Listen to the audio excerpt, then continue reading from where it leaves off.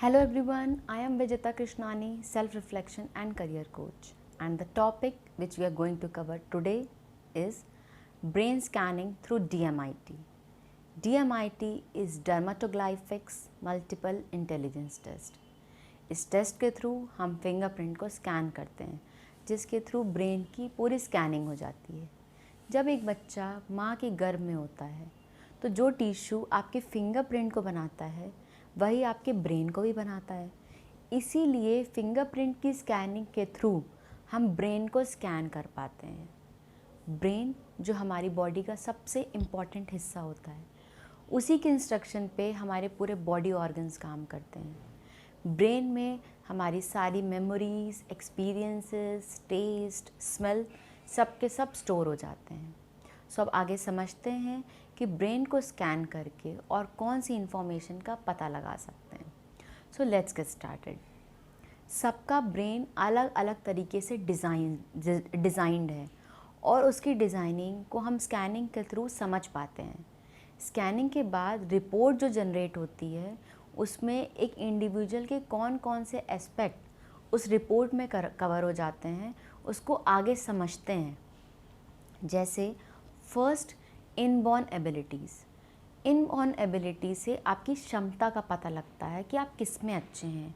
आपका मैनेजमेंट अच्छा है कि लीडरशिप अच्छा है, कि आप लिख बहुत अच्छा सकते हैं कि बोल बहुत अच्छा सकते हैं।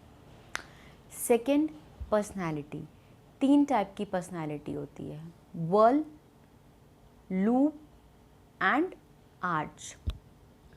वर्ल वो टाइप के लोग होते हैं जो बहुत ठोस होते हैं, उनका एटीट्यूड किंग के जैसा होता है। उनके लिए सेल्फ रिस्पेक्ट सबसे ज़्यादा इम्पॉर्टेंट होती है और वो खुद के बॉस होते हैं। लूप, ये पर्सनालिटी वाटर पर्सनालिटी होती है, जैसा संग वैसा रंग, जैसा एनवायरनमेंट मिलेगा वो बच्चा वैसे ही ढल जाएगा। आर्च, ये इंटरेस्ट ड्रिवन पर्सनालिटी होती है। ये वही काम करते हैं जिसमें उनको इंटरेस्ट होता है और आगे चलकर किसी न किसी फील्ड में एक्सपर्ट हो जाते हैं। अगर डॉक्टर भी बनेंगे तो स्पेशलाइज्ड डॉक्टर बनेंगे। Third, learning pattern. Learning pattern से हमें ये पता लगता है कि इस इंडिविजुअल को किस तरीके समझ में आता है, सुन के, देख के या एक्टिविटी के थ्रू समझ में आता है, जो कि आपको पढ़ाई में बहुत हेल्प करता है। Fourth, brain capacity. हर एक के ब्रेन की अपनी अपनी क्षमता होती है, मतलब कितनी इन्फॉर्मेशन को वो स्टोर कर सकता है। हर इंडिविजुअल की ब्रेन की कैपेसिटी अलग अलग होती है। जैसे एक बर्तन छोटा है तो थोड़ा सामान स्टोर हो सकता है और बड़ा है तो ज़्यादा सामान स्टोर हो सकता है। ऐसे ही आपको पता चलता है कि आपके बच्चे की ब्रेन की कैपेसिटी कितनी है। Fifth, brain speed. Brain speed के थ्रू ये पता लगता है कि उस इंडिविजुअल का ब्रेन कैसे काम करता है, धीरे धीरे काम करता है कि तेज़ काम करता है। तो ये स्पीड का भी पता लगना आपके लिए बहुत बेनिफिशियल होता है। सिक्स्थ होता है क्वेश्चंस।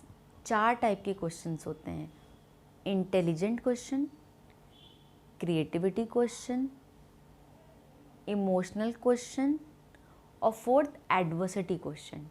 इसको समझते हैं डिटेल में कि ये क्या होते हैं। स्कैनिंग के थ्रू हमें ये पता लगता है कि कितने परसेंटेज में आपका ब्रेन इन चारों चीज़ों पर काम कर रहा है। आपका ब्रेन इन चारों एस्पेक्ट पे किस तरीके से डिवाइडेड है। जैसे स्कूल में बच्चा जाता है तो उसको जो इन्फॉर्मेशन दी जाती है वो उसको इंटेलिजेंट बनाती है, लेकिन आज के टाइम पे आपने देखा होगा कि बहुत सारे सुसाइड केसेस हो रहे हैं। क्यों? क्योंकि उसका इमोशनल स्ट्रॉन्ग नहीं है। अब उसको कैसे बनाया जाए ये भी नहीं सिखाया जा रहा। तो स्कैनिंग के थ्रू हमें ये पता चलता है कि इंडिविजुअल इमोशनली स्ट्रॉन्ग है कि वीक है, कि किस लेवल पे है। ये स्कैनिंग के थ्रू आपको पता लग जाएगा। फिर आता है क्रिएटिविटी। क्रिएटिविटी क्वेश्चन के थ्रू हमें ये पता लगता है कि इस इंडिविजुअल में आइडियाज़ को जनरेट करने की कितनी काबिलियत है, कितने परसेंटेज में या किस तरीके से वो अपने आइडियाज़ को जनरेट कर पाता है या नहीं कर पाता है। एडवर्सिटी क्वेश्चन इंडिविजुअल के बारे में ये बताता है कि मुश्किल सिचुएशन में आप उसको फेस कर पाते हो या नहीं, या किस लेवल तक, वो सारा का सारा आ जाता है। और फिर उसमें टिप्स दी रहती हैं कि आप उसको इम्प्रूव कैसे कर सकते हैं। तो अभी तक जो हमने समझा, तो एक झलक कि हमने अभी तक क्या समझा अबाउट ब्रेन स्कैनिंग। फर्स्ट, इंसान की यूनिक क्वालिटी, आपकी पर्सनैलिटी, लर्निंग पैटर्न, ब्रेन की स्पीड, ब्रेन की कैपेसिटी, और आपके बच्चे में कौन सा क्वेश्चन सबसे ज़्यादा स्ट्रॉन्ग है और अगर वीक है तो उसको कैसे इम्प्रूव करें। जब हमें ये सारी इन्फॉर्मेशन एक बंदे की पता चल जाती है तो मेरा काम होता है उस रिपोर्ट को अच्छे से इंटरप्रेट करके बेस्ट एडवाइस करना और बेस्ट गाइड करना। अब इम्पॉर्टेंट ये होता है कि हम ये स्कैनिंग करवाएं क्यों, इसके बेनिफिट क्या होते हैं स्कैनिंग करवाने के। तो स्कैनिंग करने के बाद स्कैनिंग की क्या फ़ायदे होते हैं। फर्स्ट, आपका यूनिक पोटेंशियल पता चलता है, आपका गॉड गिफ्ट पता चलता है, और उसी की बेसिस में स्पेशल गाइडेंस दे सकते हैं और डेवलप कर सकते हैं। कोई आपकी वीक एबिलिटी हो तो आपको स्ट्रॉन्ग एबिलिटी के साथ उसको इम्प्रूव कर सकते हैं।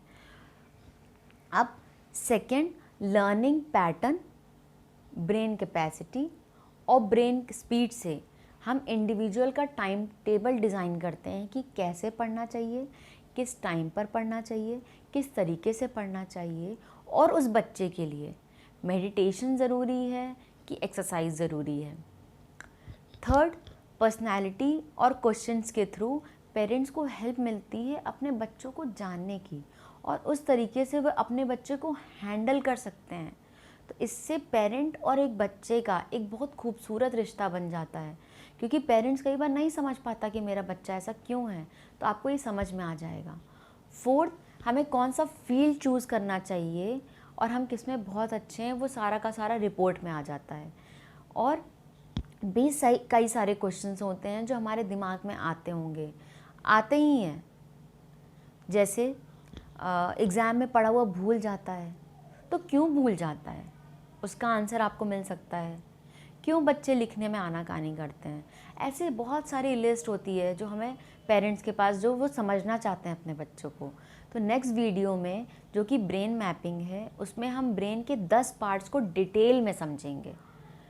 और एनीवन जो आपको स्कैनिंग करवाना चाहता है कोई भी, वो व्हाट्सएप कर सकता है, जो नंबर नीचे डिस्प्ले हो रहा है इसमें व्हाट्सएप करिए और समझिए और स्कैनिंग करवाइए और अपनी लाइफ को एक अच्छे से डिज़ाइन करिए। Thank you.